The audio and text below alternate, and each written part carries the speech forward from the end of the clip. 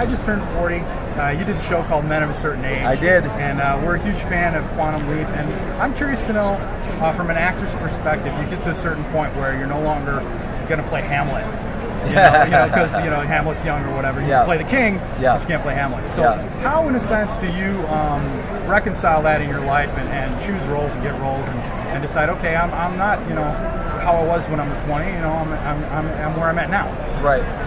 Well, a lot of that actually is done for you, because you don't get to. Because there are a lot of people who say, I can still play Hamlet, so what?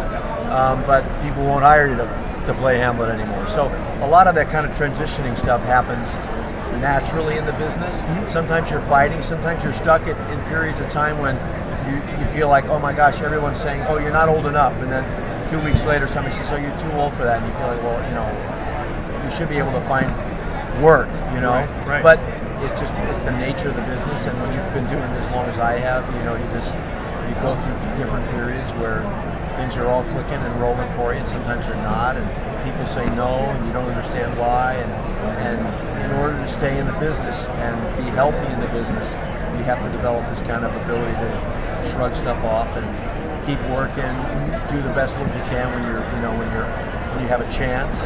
And I've been lucky because I do different things, because I do theater and I do you got TV, a great singing voice. Thank you, and I do different things, so I can fill time sometimes with other things. I was in London for 3 months last year doing a play, and what did you do? Which play? It's a new play called Terrible Advice. Saul Rubinek wrote it. Frank Oz directed it. His first play that he ever directed, ever at the Meunier Chocolate Factory in London. So I've been really fortunate. That's kind of what I do, is I just redirect my energy in a positive way to something else, because you can't sit around and make yourself younger or make yourself older. Excellent. You've been fortunate enough in your career with Quantum Leap and Enterprise, to have some really pivotal roles. Do you have anything in the horizon, films or that's really big or exciting that you're really excited about? Well, I've done a bunch of work recently, and I'm excited about it just because they're for indie films, and they're interesting scripts or interesting directors or interesting people. One's called Geography Club, which is a great story based on the book. Another movie is called Snap, which is who's in Snap? Jake Hoffman.